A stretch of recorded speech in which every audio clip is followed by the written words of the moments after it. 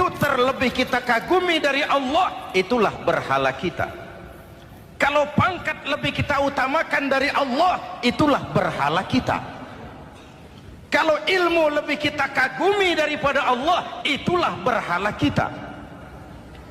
Quran membebaskan manusia dari ketergantungan kepada benda, membersihkan keyakinan, meluruskan tauhid dengan konsep akidah.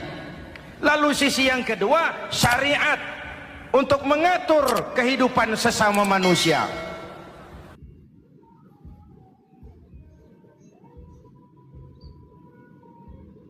Bicara keagungan Ramadan yang ditandai 3 hal. Pertama, Ramadan dipilih oleh Allah menjadi bulan tempat di mana pertama kali diturunkan Al-Quranul Karim, kitab suci kita, imam kita, pedoman utama dalam melaksanakan berbagai kegiatan hidup. Pertama, ia berisi akidah yang tujuannya menyelamatkan manusia dari ketergantungan kepada benda, menyelamatkan manusia dari kemusyrikan, baik syirik yang jali maupun syirik yang khafi. Syirik jali itu syirik terang-terangan, nyata-nyata menyembah berhala, nyata-nyata meyakini Tuhan lebih dari satu. Kalau gitu insya Allah kita aman. Tapi ada syirik khafi, syirik yang tersembunyi, menjadikan yang selain Allah sebagai tujuan akhir dari seluruh kegiatan hidup. Itu syirik khafi. Saya sejak pakai cincin ini rezeki lancar. Cincin. Saya sejak pakai gesper ini, jangan anak gadis, nenek-nenek ngelihat saya lemes. Gesper. Ini sejak ada perkutut di rumah ini, bisnis bagus, perkutut. Kalau komputer lebih kita kagumi dari Allah, itulah berhala kita. Kalau pangkat lebih kita utamakan dari Allah, itulah berhala kita. Kalau ilmu lebih kita kagumi daripada Allah, itulah berhala kita. Quran membebaskan manusia dari ketergantungan kepada benda, membersihkan keyakinan, meluruskan tauhid dengan konsep akidah. Lalu sisi yang kedua, syariat untuk mengatur kehidupan sesama manusia. Selama ini kalau mendengar syariat yang terbayang oleh kita kan yang serem-serem, dan memang diopinikan sedemikian rupa. Padahal watak syariat itu pertama, al-musawat bainan nas fi takalifil ahkam. Ini watak syariat Islam. Semua manusia sama dalam berhadapan dengan hukum Allah. Semua manusia sama. Bukankah ini yang kita perjuangkan dengan tuntutan keadilan? Supaya di Republik ini jangan ada warga negara kelas 1. Supaya di Republik ini jangan ada yang kebal hukum. Supaya di Republik ini hukum jangan seperti pisau, tajam ke bawah tapi tumpul ke atas. Syariat mengajarkan al-musawat bainan nas fi takalifil ahkam. Semua manusia sama dalam berhadapan dengan hukum Allah. Ketika mengajarkan orang beramal, Rasulullah kepada putri kesayangan beliau sendiri berkata, "I'mali ya Fatimah, i'mali fa inni la ughni anki minallahi syai'a." Fatimah, beramal kau. Fatimah, solat. Fatimah, puasa. Fatimah, haji. Kalau kau tidak beramal, aku ayahmu Rasulullah tidak akan sanggup membelamu di akhirat nanti. Inilah watak syariat. Tidak mentang-mentang anak kesayangan lalu ada jaminan, sudah Fat, kamu nggak sholat nggak apa-apa, nanti di akhirat ada papi. Tidak. Semua manusia sama dalam berhadapan dengan hukum. Andai kata Fatimah putri Muhammad mencuri, tidak usah orang lain, Muhammad sendiri yang akan memotong tangannya. Bukankah keadilan macam ini yang kita harapkan? Cuma sayang, selama ini banyak kita mengenal Islam seperti orang buta kenal gajah. Ada 3 orang buta dilepas ke kebun binatang, disuruh kenal gajah. Saya yakin laporannya lain-lain. Orang buta pertama bilang, "Pak, gajah tipis lebar kayak kipas." Kenapa? Dia baru pegang telinganya. Orang buta kedua ngotot, "Goblok itu, Pak. Yang betul saya, gajah kecil panjang kayak ular." Kenapa? Yang dia pegang ekornya. Orang buta ketiga lebih marah, dua-duanya tolol, Pak. Yang betul itu saya, gajah tinggi besar seperti pohon kelapa. Karena yang dia pegang kakinya. Beginilah kita mengenal Islam. Seperti orang buta kenal gajah, frame of reference, kacamata pandangannya tidak total. Baru kenal kaki gajah sudah sok tahu gajah.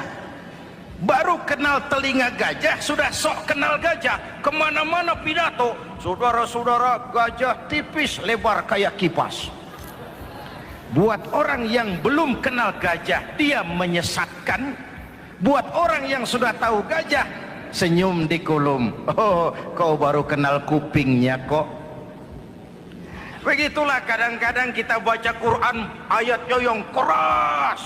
Kesannya Islam itu sangar, Islam itu sadis, Islam itu perang. Di sisi lain ada yang adem, sejuk, lalu lahir generasi feminim. Buat saya yang terpenting semua kita perlu. Rasul mengajarkan, "La takun ratban fatuhsara wa la yabisan fatuksara."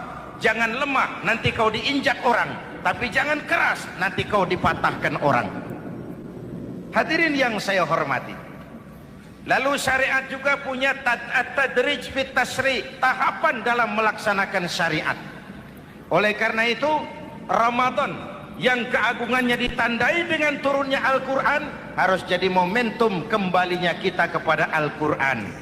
Quran itu imam, kita ini makmum. Saya mau tanya, imam ikut makmum apa makmum ikut imam? Makmum ikut imam apa imam ikut makmum? Makmum ikut imam. Kalau Quran imam dan kita makmum, kita ikut Quran, jangan Quran diminta ikut kita.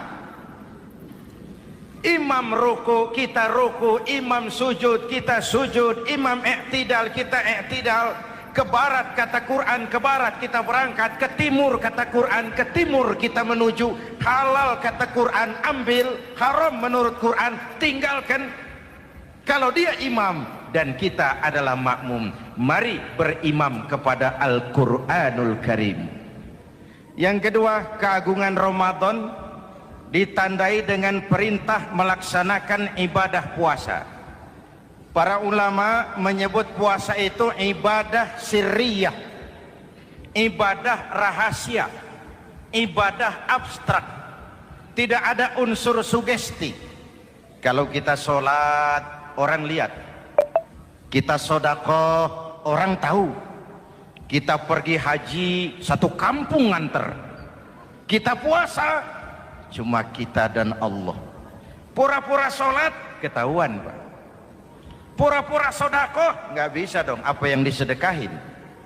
Pura-pura haji, kemana perginya? Tapi pura-pura puasa, gampang. Keluar rumah, bibir lap yang kering, jalan lemesin dikit, ada angin miring, lemes amat puasa. Sirriyah, abstrak.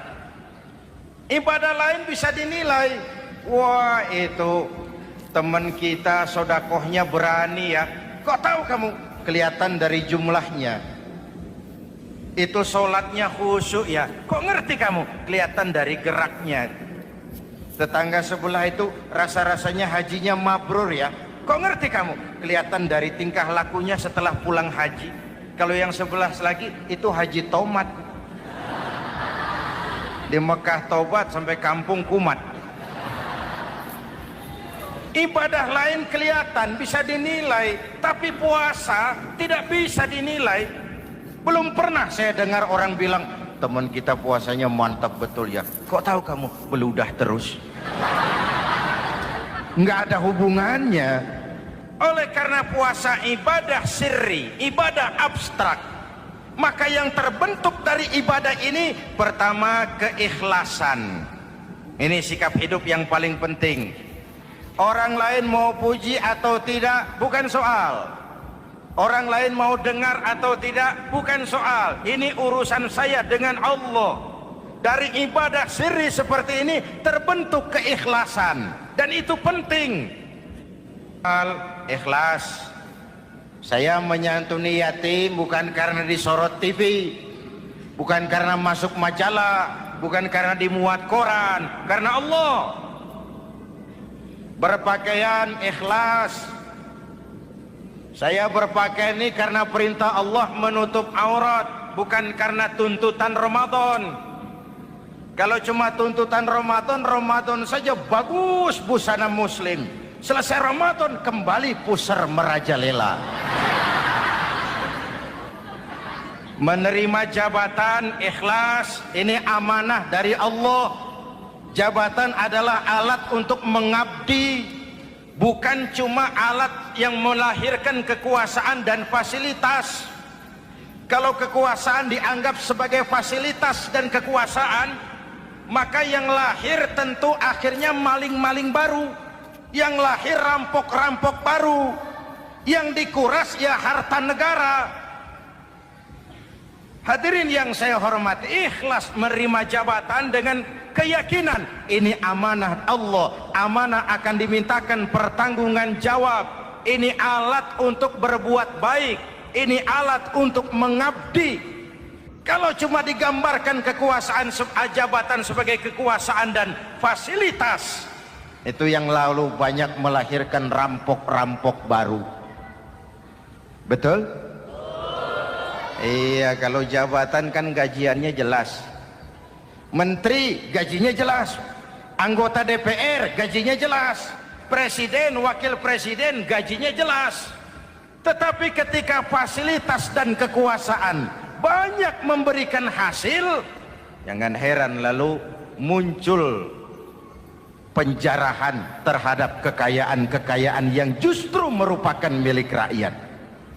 Ikhlas dalam menerima jabatan, ikhlas dalam berbuat, ikhlas dalam beramal. Lalu yang kedua, jujur. Tadi siang saudara sholat zuhur apa tidak? Sholat. Yang sholat? Ya enggak, ya enggak. Sebelum sholat zuhur kan saudara berwudu. Waktu berwudu kan saudara berkemur, memasukkan air ke mulut. Umpama waktu berkemur saudara korupsi, dikit saja airnya saudara minum, jangankan hansip, jangankan satpam, jangankan polisi, teman sebelah pun tidak tahu kalau waktu berkemur kita korupsi. Kenapa kita tidak mau melakukan itu? Ada rasa malu kepada Allah. Alangkah positifnya kalau ini diterjemahkan dalam kehidupan. Sekarang kan kita berpikirnya Allah ditekan.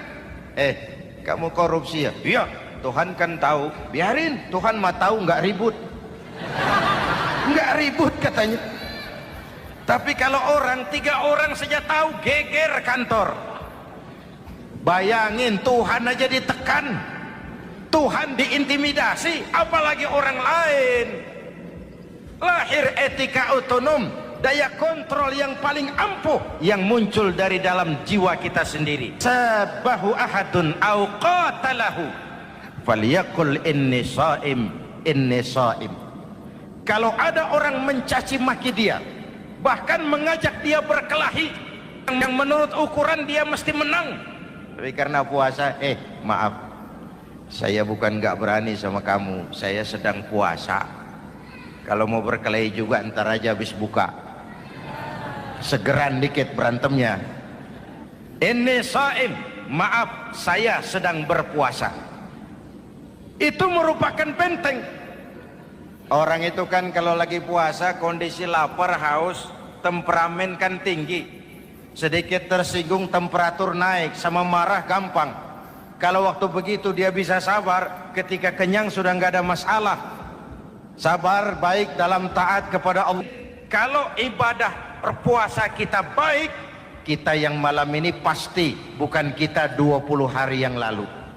Kita yang malam ini, kita yang sudah ditempa oleh penggojologan Ramadan, ditempa oleh kawah candra di mukanya Ramadan, sehingga membias dalam pembentukan pribadi.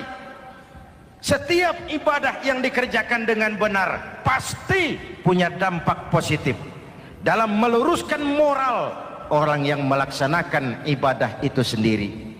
Jangan sampai terjebak kepada rutinitas ritual.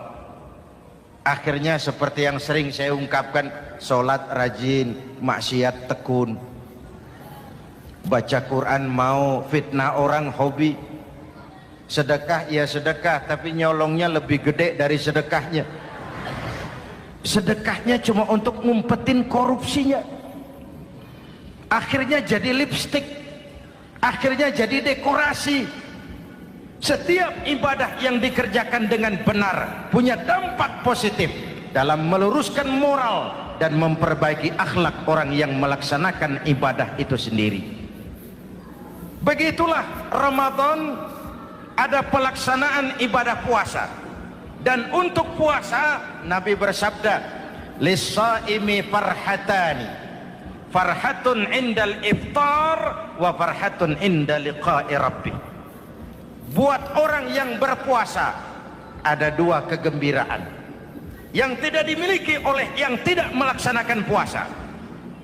Dua kegembiraan. Pertama, farhatun indal iftar, kegembiraan menjelang saat-saat berbuka. Hati itu besar, rasa optimisme, padahal bukanya cuma sama tempe, sama tahu, sama ikan asin. Tapi entah makin dekat maghrib hati makin berbunga, ada kebahagiaan yang tidak bisa diceritakan. Allahumma lakasumtu, ya Allah hari ini saya laksanakan perintahmu, saya lawan rasa nafsu, saya tempuh lapar, haus, saya tunaikan semua ini. Itu kegembiraan yang puasa. Yang kedua, wa farhatun inda liqa'i rabbih, kegembiraan kedua nanti di akhirat pada saat bertemu dengan Allah Subhanahu wa ta'ala. Masuk surga nikmat, bertemu Allah jauh lebih nikmat. Hadirin yang saya hormati, bahkan di surga ada sebuah pintu yang khusus disiapkan bagi orang-orang yang melaksanakan puasa. Tidak bisa masuk ke pintu itu kecuali orang yang puasa. Dan pintu itu disebut pintu Rayyan, Babur Rayyan, pintu Rayyan yang hanya boleh dimasuki orang-orang yang melaksanakan ibadah puasa. Hadirin, lalu yang berikutnya ibadah puasa ganjarannya abstrak. Kalau ibadah lain kita bisa lihat itu, sholat berjamaah pahalanya begini, haji kalau mabrur pahalanya begitu, sedekah pahalanya begini. Puasa Allah cuma bilang as-siyamu li wa ana ajzibi, puasa untukku dan aku yang membalasnya. Berapa besar balasan Allah tidak diberitahu. Artinya apa? Kalau saudara kerja, mandor bilang, mas kau kerja sama saya, gajimu sebulan 5 juta, ketahuan sebulan 5 juta, kita kan bisa kong kalingkong, ada mandor rajin, tidak ada mandor kendor, pokoknya jatah 5 juta. Tapi kalau mandor cuma bilang, mas kau kerja sama aku, soal gajimu nanti aku yang atur, berapa besarnya nggak dikasih tahu. Aturan seperti ini harusnya membuat kita kerja lebih hati-hati. Sebab apa? Mungkin gaji kita sama saja 5 juta kalau kerja biasa-biasa, mungkin jauh lebih besar kalau pekerjaan memuaskan, mungkin tidak digaji sama sekali kalau pekerjaan sembarangan. tidak dijelaskannya gambaran pahala puasa menjadi sugesti untuk melaksanakan ibadah puasa ini dengan sebaik-baiknya. Hadirin yang saya cintai, yang ketiga soal keagungan Ramadan ini. Di dalam bulan Ramadan ada satu malam yang bobotnya khairun min alfi syahrin. Satu malam tapi lebih baik daripada 1000 bulan, yang kita kenal dengan malam Qadar atau Lailatul Qadar. Sementara itu adanya pada sepertiga yang akhir dari bulan Ramadan, terutama di malam-malam ganjil. Di negeri kita lihat terjadi pergeseran nilai. Awal-awal Ramadan, minggu pertama pasar sepi, masjid ramai, full house, meledak. Betul? Padahal Rasul memberikan contoh, kalau sudah masuk sepertiga yang akhir Ramadan, beliau sing-singkan lengan baju, hamparkan sajadah, lebih banyak di masjid daripada di rumah. Itu baginda Rasul. Sing-singkan lengan baju, hamparkan sajadah, lebih banyak di masjid daripada di rumah. Hadirin yang saya hormati, di situ makna meraih kemenangan. Karena itu lebaran lain dengan Idul Fitri. Lebaran siapa saja boleh ikutan, tapi Idul Fitri milik orang yang melaksanakan ibadah Ramadan dengan baik. Nah, saya kembali kepada Lailatul Qadar.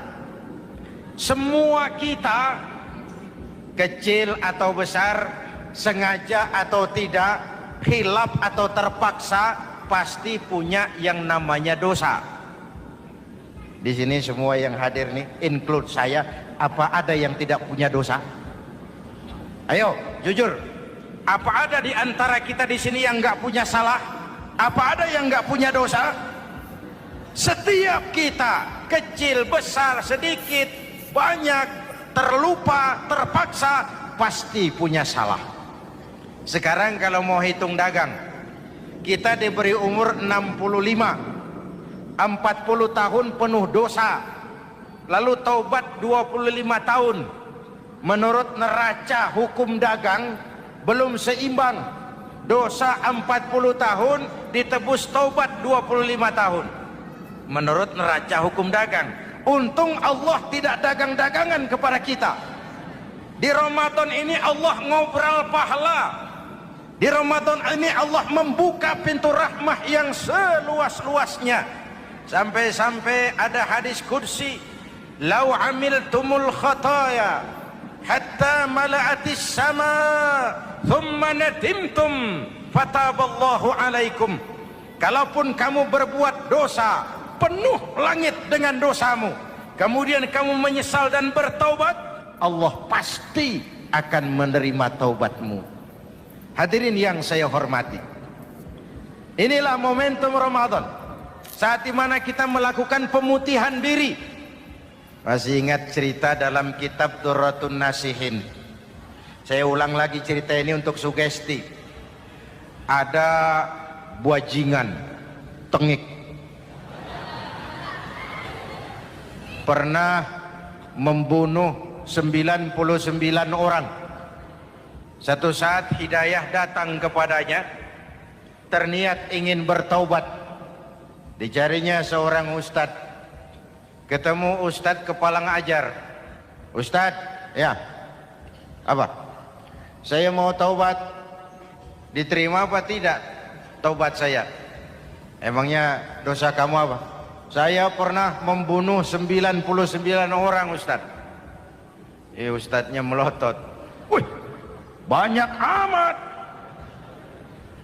Enggak segampang itu nyawa hak prerogatif Allah. Cuma Allah yang berhak ngambil. Membunuh tanpa alasan yang benar, dosa besar. Dosamu kelewat banyak, Mas. Enggak bisa. Dia vonis lebih dulu kayak surga milik bapak moyangnya. Ini preman kita pikir, ini ustadz saya niat baik-baik kok ngomongnya nggak enak. Nah, daripada 99 tanggung. saya lempengin aja nih urusan dah. Dibabat lagi Ustadz, tamat, selesai, pas, cepet. Niat taubatnya masih terus. Dia mengembara sampai ketemu seorang ustadz yang bijak. Waalaikumsalam Ustadz. Assalam. Ada apa? Ustadz, saya mau taubat, diterima apa enggak sih? Oh, sebelum mentari terbit dari sebelah barat, sebelum napasmu sampai di tenggorokan, Allah akan menerima taubatmu. Boleh jadi dosamu besar, tapi ampunan Allah lebih besar dari dosamu. Begitu Ustaz. Iya. Cuman ngomong-ngomong, dosamu apa sih? Ustaz, saya sih tadinya cuma bunuh 99 orang. Terus ada Ustaz ngomongnya nggak enak, jadi saya cukupin 100. Oh, taubatmu diterima asal benar-benar. Cuma begini saja, kampungmu kampung brengsek tuh, lingkunganmu nggak sehat. Kalau kau pulang ke sana lagi, niat taubatmu bisa lentur dan luntur. Kamu pindah saja, hijrah ke kampung lain yang lebih baik. Baik Ustaz, terima kasih. Wah, ngepak koper, pindah. Belum sampai ke kampung yang dituju, ajal datang merenggut nyawa. Ketika roh keluar dari jasad, ini malaikat rahmah dengan malaikat azab rebutan. Kata malaikat rahmah, ini jatah saya. Orang ini sudah taubat, tempatnya di surga. Kata malaikat azab, nanti dulu. Taubat si taubat, 100 bagaimana urusannya? Bertengkar. Akhirnya Allah mengutus malaikat Jibril, kau adili. Kata Jibril, ukur sajalah mana yang lebih dekat, kampung yang dituju atau kampung yang ditinggalkan.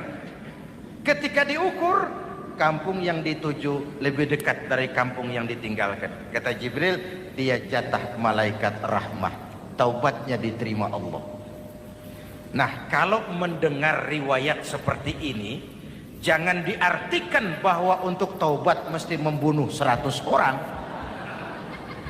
Ini harus diartikan bagaimanapun besar dosa dan kesalahan yang kita lakukan, jangan putus asa dari rahmat Allah. Sebaliknya, bagaimanapun banyak kebaikan yang kita kerjakan, jangan puas hati dan sombong diri. Kita belum tahu akhir perjalanan hidup ini. Kita hanya berbuat dan berbuat. Kepastian itu haknya Allah. Ada yang masuk neraka karena menyiksa kucing. Ada yang masuk surga walaupun sudah membunuh 100 orang. Bahkan kalau nanti saudara di surga ketemu orang-orang soleh, saudara nggak usah kaget, itu memang tempatnya di surga. Saudara akan kaget nanti kalau di surga ketemu pelacur. Pelacur masuk surga. Penasaran, saudara samperin, Mbak Yu. Iya Mas, sampean ada di sini, apa Allah nggak salah wesel ini? Iya Mas, saya ini ada di surga sini. Padahal waktu di dunia dulu saya ini siapa Mas tahu kan? Mas juga langganan kan waktu itu.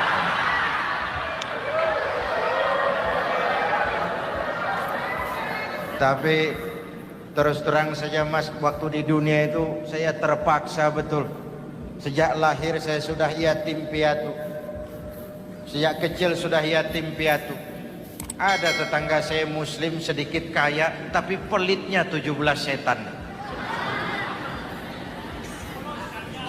Akhirnya demi tuntutan perut saya merantau ke kota besar. Ada yang nolong, katanya kerjanya ringan, uangnya lumayan. Apa? Ya itu. Demi sesuap nasi saya lakoni. Satu malam saya lagi berangkat dagang, lewat masjid Baitul Ihsan. Ada ceramah, saya dengar dari jauh, ustadznya pidato, katanya Allah berpesan, "Lau amiltumul khataya hatta mala'atis sama thumma nadimtum fataballahu alaikum. Kalaupun kamu berbuat dosa, penuh langit dengan dosamu, lalu kau menyesal dan bertaubat, Allah pasti akan menerima taubatmu. Mendengar hadis itu, Mas, berlinang air mata saya. Terbayang dosa-dosa yang pernah saya lakukan. Terbayang orang-orang yang pernah menanamkan modal asing.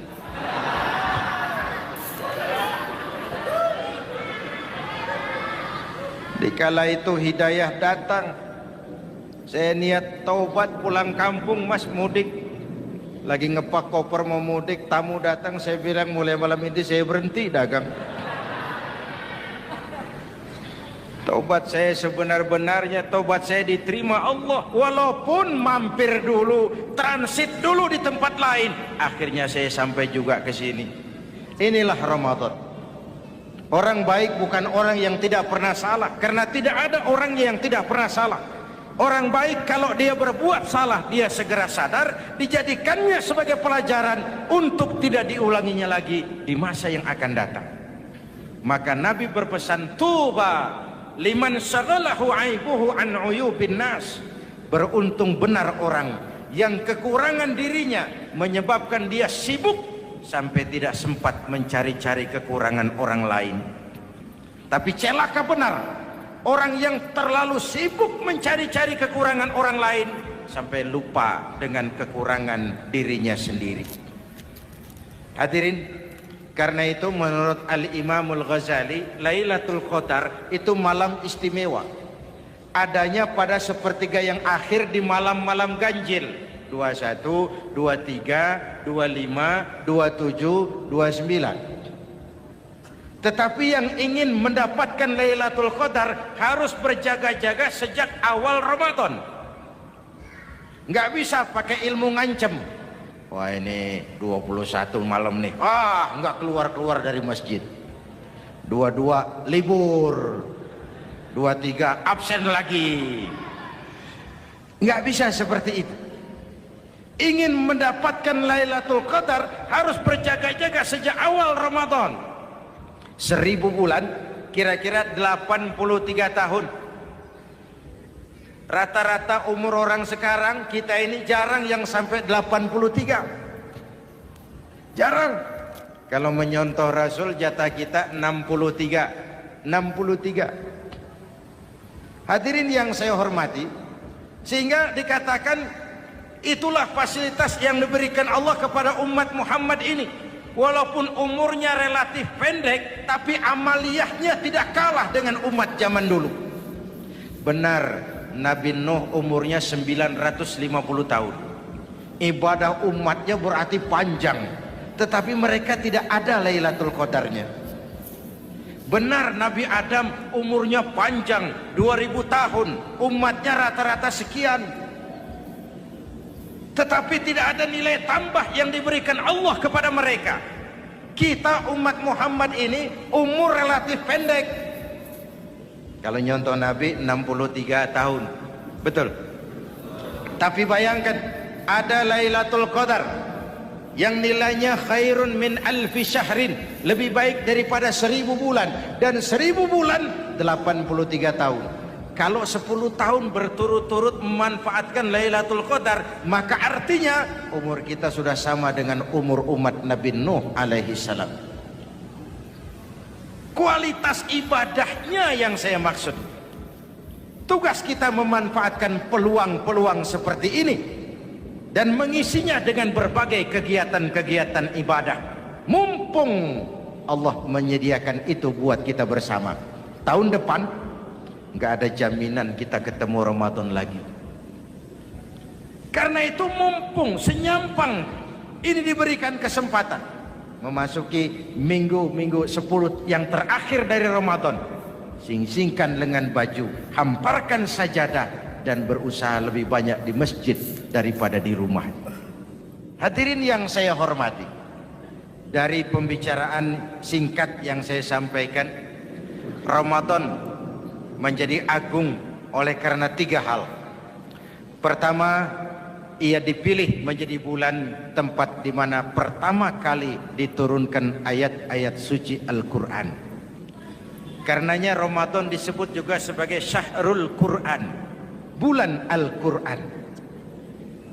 Karenanya Ramadan juga kita lebih intens memasuki kehidupan Al-Quran sebagai makmum dan kita sebagai imam. Jika Quran adalah imam dan kita adalah makmum, maka konsekuensinya makmum harus ikut imam, bukan imam yang ikut makmum. Yang kedua, keagungan Ramadan ditandai dengan pelaksanaan ibadah puasa. Setiap ibadah yang dikerjakan dengan benar pasti punya dampak dalam memperbaiki moral, meluruskan akhlak orang yang melaksanakan ibadah itu sendiri. Maka bulan suci Ramadan menjadilah kawah candra di muka, menjadi bulan training, bulan latihan. Saya sering ibaratkan Mike Tyson masuk latihan, keluar latihan, tinjunya makin hebat. Hewitt masuk latihan, keluar latihan, tenisnya makin canggih. Zinedine Zidane masuk latihan, keluar latihan, sepak bolanya makin hebat. Kalau latihan tiap hari, main kalah terus, orang kan ngomong, buat apa latihan? Kita sebulan penuh latihan supaya bulan-bulan sesudah Ramadan nanti kita jangan sampai kalah dalam permainan hidup ini. Hidup ini kan permainan. Ada yang sekarang ini main sebagai pedagang, main sebagai pejabat, main sebagai pengusaha, main sebagai seniman. Hidup ini permainan. Wa mal hadhil hayatud dunya illa lahwun wa la'ib. Ini cuma permainan. Senarionya sudah ditetapkan oleh sang sutradara Allah Azza wa Jalla. Ini permainan saja. Maka bermainlah sesuai dengan aturan main. Karena hidup memang permainan. Tapi jangan main-main. Walaupun ini permainan, bermainlah dengan benar. Jangan main-main. Kalau main-main, kalah. Sepak bola permainan, main-main kalah. Bulu tangkis permainan, main-main kalah. Hidup ini permainan, main dengan benar, main sesuai dengan aturan main, main-main kalah. Hadirin yang saya hormati, karena itu 1 bulan untuk menghadapi 11 bulan sesudahnya. Yang ketiga, ditandai keagungan Ramadan dengan ada nuzulul Quran. Diberikan Allah kepada siapa saja yang dikehendakinya. Semoga ibadah yang sudah kita kerjakan kiranya diterima Allah. Yang masih akan kita kerjakan, diberikan kita kekuatan zahir dan batin untuk dapat melaksanakannya dengan sebaik-baik.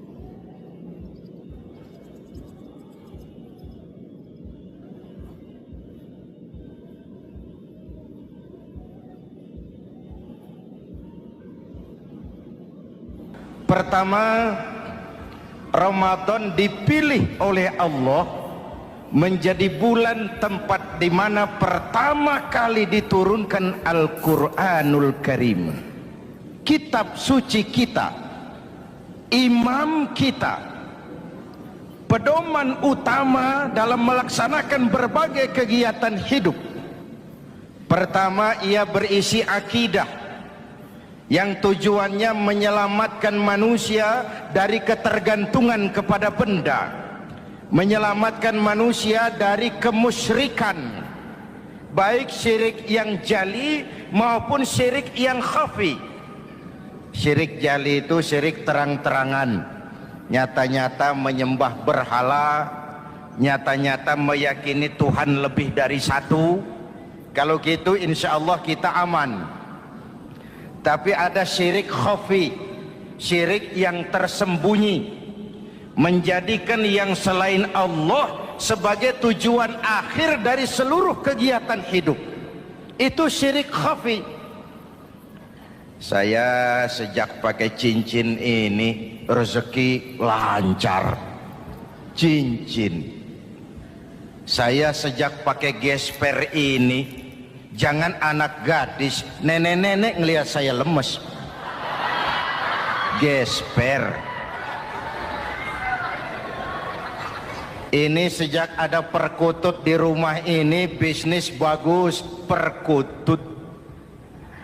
Kalau komputer lebih kita kagumi dari Allah, itulah berhala kita. Kalau pangkat lebih kita utamakan dari Allah, itulah berhala kita. Kalau ilmu lebih kita kagumi daripada Allah, itulah berhala kita. Quran membebaskan manusia dari ketergantungan kepada benda, membersihkan keyakinan, meluruskan tauhid dengan konsep akidah. Lalu sisi yang kedua, syariat untuk mengatur kehidupan sesama manusia.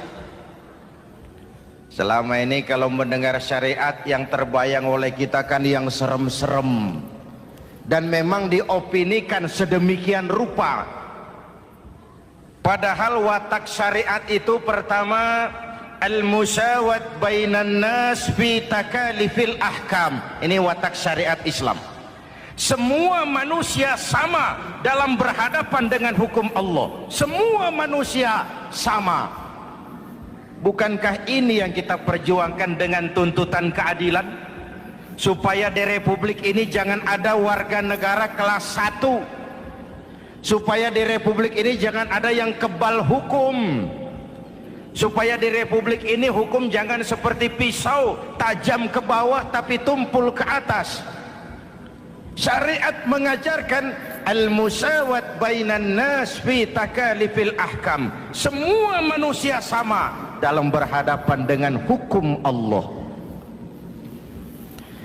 Ketika mengajarkan orang beramal, Rasulullah kepada putri kesayangan beliau sendiri berkata, "I'mali ya Fatimah, i'mali fa inni la ughni anki minallahi syai'a." Fatimah, beramal kau. Fatimah sholat, Fatimah puasa, Fatimah haji. Kalau kau tidak beramal, aku ayahmu Rasulullah tidak akan sanggup membelamu di akhirat nanti. Inilah watak syariat. Tidak mentang-mentang anak kesayangan lalu ada jaminan, sudah Fat, kamu nggak sholat nggak apa-apa, nanti di akhirat ada papi.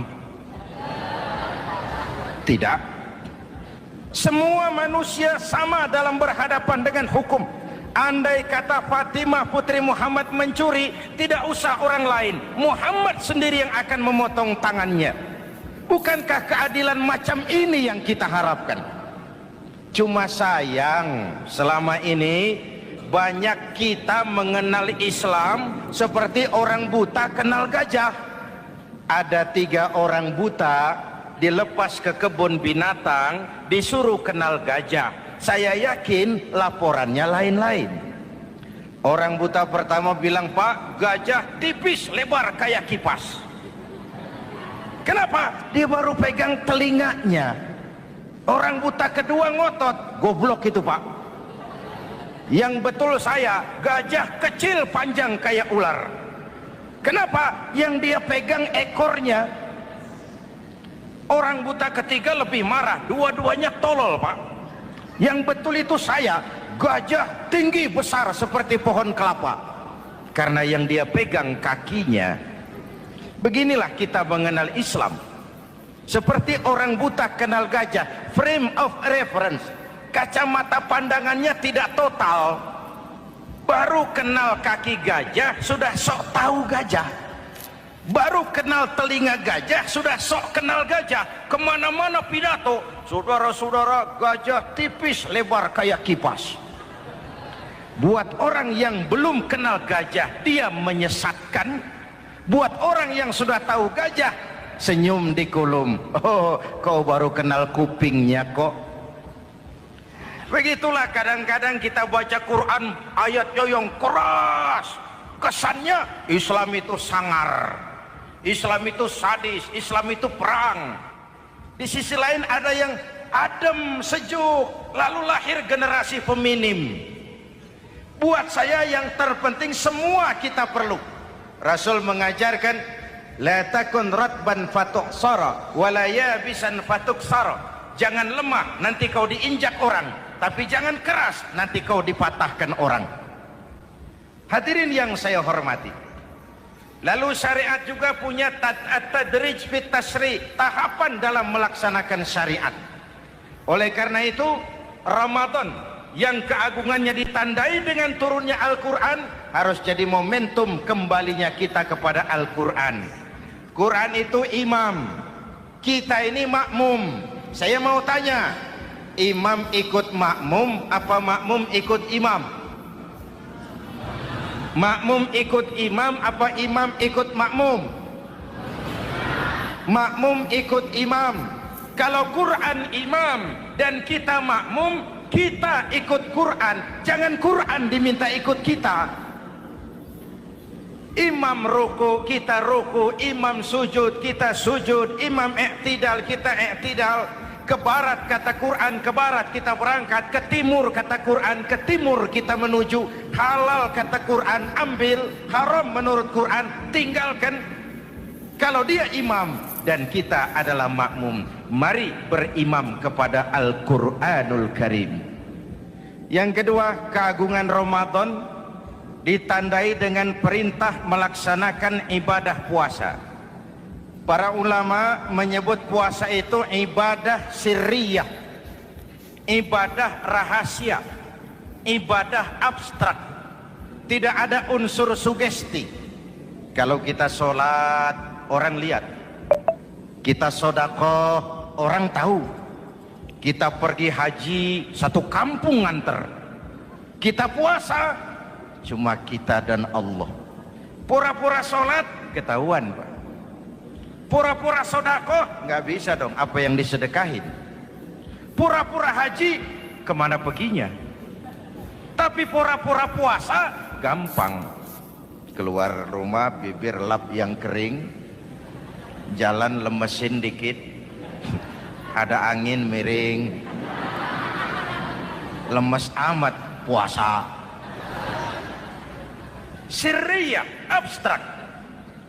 Ibadah lain bisa dinilai, wah itu teman kita sodakohnya berani ya. Kok tahu kamu? Kelihatan dari jumlahnya. Itu sholatnya khusyuk ya. Kok ngerti kamu? Kelihatan dari geraknya. Tetangga sebelah itu rasa-rasanya hajinya mabrur ya. Kok ngerti kamu? Kelihatan dari tingkah lakunya setelah pulang haji. Kalau yang sebelah lagi itu haji tomat. Di Mekah tobat sampai kampung kumat. Ibadah lain kelihatan bisa dinilai, tapi puasa tidak bisa dinilai. Belum pernah saya dengar orang bilang, teman kita puasanya mantap betul ya. Kok tahu kamu? Beludah terus. Nggak ada hubungannya. Oleh karena puasa ibadah sirri, ibadah abstrak, maka yang terbentuk dari ibadah ini pertama keikhlasan. Ini sikap hidup yang paling penting. Orang lain mau puji atau tidak bukan soal.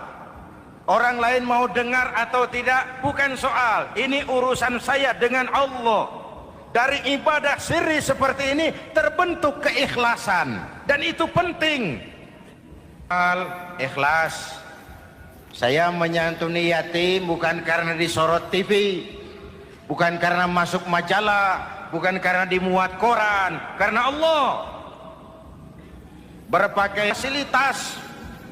Kalau kekuasaan dianggap sebagai fasilitas dan kekuasaan, maka yang lahir tentu akhirnya maling-maling baru, yang lahir rampok-rampok baru, yang dikuras ya harta negara. Hadirin yang saya hormati, ikhlas menerima jabatan dengan keyakinan ini amanah Allah, amanah akan dimintakan pertanggungan jawab. Ini alat untuk berbuat baik, ini alat untuk mengabdi. Kalau cuma digambarkan kekuasaan jabatan sebagai kekuasaan dan fasilitas, itu yang lalu banyak melahirkan rampok-rampok baru. Betul? Iya, kalau jabatan kan gajiannya jelas. Menteri gajinya jelas. Anggota DPR gajinya jelas. presiden, wakil presiden gajinya jelas. Tetapi ketika fasilitas dan kekuasaan banyak memberikan hasil, jangan heran lalu muncul penjarahan terhadap kekayaan-kekayaan yang justru merupakan milik rakyat. Ikhlas dalam menerima jabatan, ikhlas dalam berbuat, ikhlas dalam beramal. Lalu yang kedua, jujur. Tadi siang saudara sholat zuhur apa tidak? Sholat. Yang sholat? Yang enggak, ya enggak. Sebelum sholat zuhur kan saudara berwudu.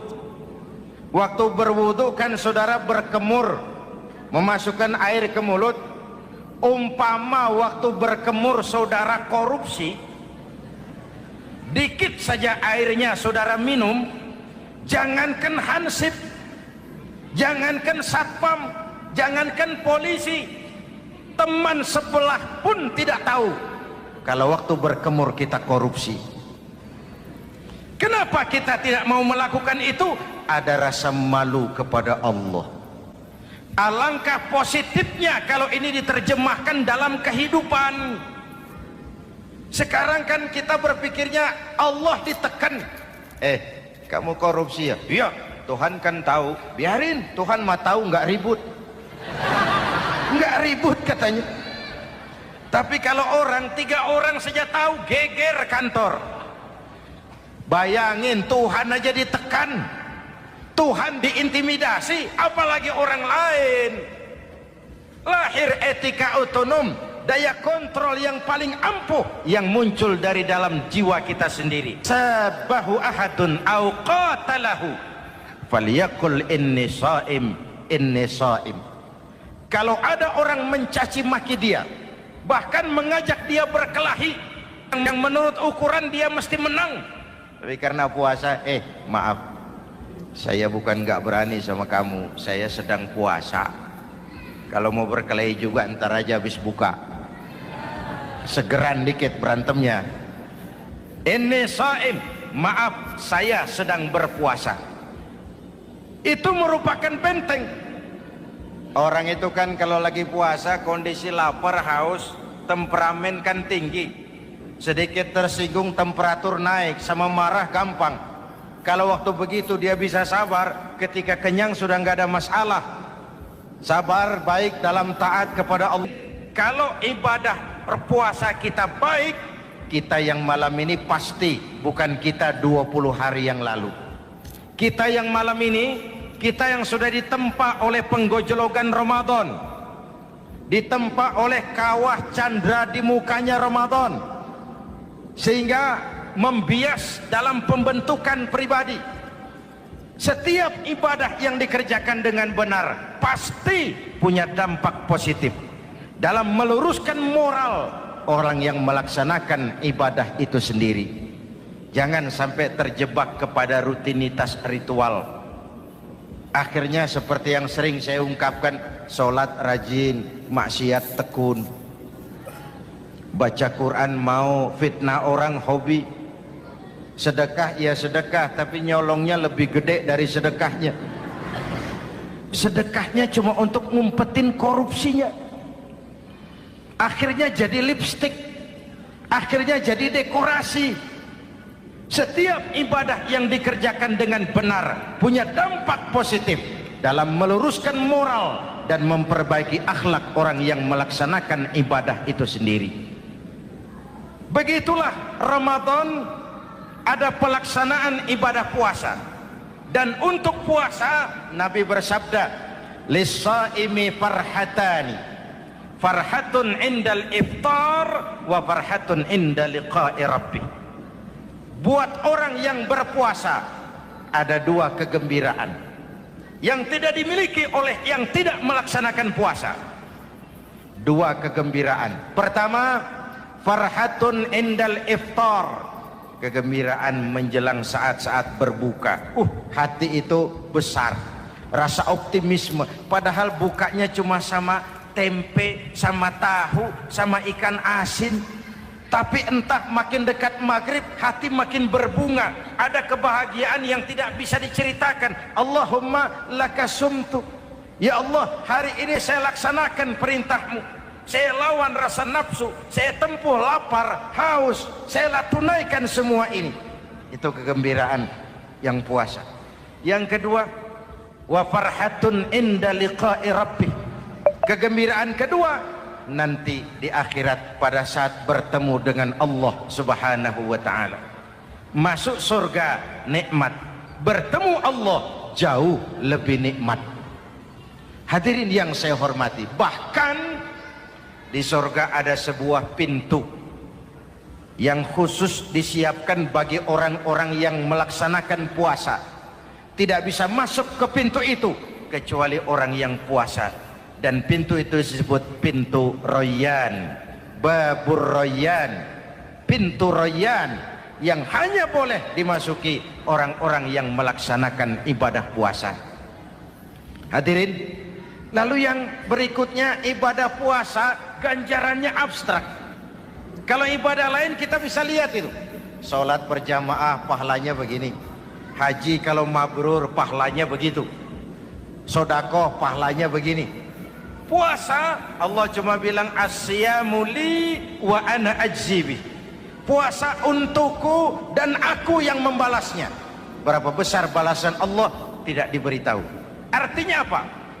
Kalau saudara kerja, mandor bilang, "Mas, kau kerja sama saya, gajimu sebulan 5 juta." Ketahuan sebulan 5 juta. Kita kan bisa kong-kalingkong. Ada mandor rajin, tidak ada mandor kendor. Pokoknya jatah 5 juta. Tapi kalau mandor cuma bilang, "Mas, kau kerja sama aku, soal gajimu nanti aku yang atur, berapa besarnya nggak dikasih tahu." Aturan seperti ini harusnya membuat kita kerja lebih hati-hati. Sebab apa? Mungkin gaji kita sama saja 5 juta kalau kerja biasa-biasa, mungkin jauh lebih besar kalau pekerjaan memuaskan, mungkin tidak digaji sama sekali kalau pekerjaan sembarangan. Tidak dijelaskannya gambaran pahala puasa menjadi sugesti untuk melaksanakan ibadah puasa ini dengan sebaik-baiknya. Hadirin yang saya cintai, yang ketiga soal keagungan Ramadan ini. Di dalam bulan Ramadan ada satu malam yang bobotnya khairun min alfi syahrin. Satu malam tapi lebih baik daripada 1000 bulan, yang kita kenal dengan malam Qadar atau Lailatul Qadar. Sementara itu adanya pada sepertiga yang akhir dari bulan Ramadan, terutama di malam-malam ganjil. Di negeri kita lihat terjadi pergeseran nilai. Awal-awal Ramadan, minggu pertama pasar sepi, masjid ramai, full house, meledak. Betul? Padahal Rasul memberikan contoh, kalau sudah masuk sepertiga yang akhir Ramadan, beliau sing-singkan lengan baju, hamparkan sajadah, lebih banyak di masjid daripada di rumah. Itu baginda Rasul.